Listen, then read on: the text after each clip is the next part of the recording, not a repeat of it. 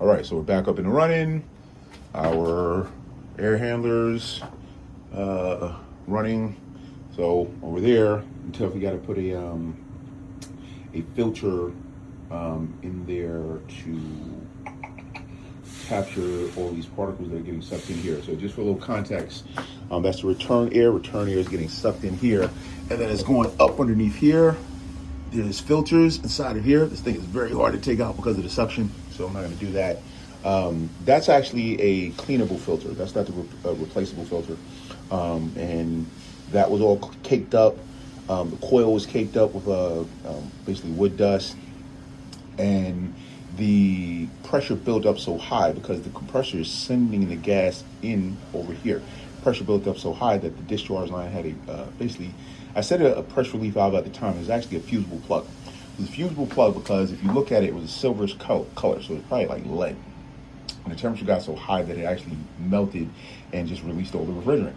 So this particular system has 14 or 15 pounds of refrigerant. For a little context, this is a 4-ton system. So each of these is, you see like I should say 24 right there. So this is 2 tons. So this is 4 tons.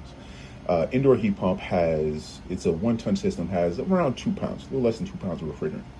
Therefore, a 4-ton equivalent should be 8 pounds of refrigerant. Well, because this is it's not that it's a bigger system, but because it's designed for the outdoor unit to be located further away from the indoor units. Like literally, these things could be, I've seen units that are like 500 to 1,000 feet between the indoor and the outdoor units. So it has to have more refrigerant. There's another thing. Over the years, years ago, they would say that heat pumps were not very good for low temperatures like New York on the East Coast. So what they did to compensate for that, you would see these systems that they would say it's ultra heat or super heat or hyper heat and different things like that. Basically what they did was they oversized the outdoor unit and put an additional amount of refrigerant inside of it so it could pump it through the system, which is fine and good. But again, in this instance, and because it happened to us, it doesn't really matter because we do this stuff for a living. But a lot of places will have similar circumstances taking place and will not know what happened. And this is why I keep iterating. Forget about indoor heat pump, forget about Taurus Tech. The reason why I'm putting this stuff out is because I want people to know about this.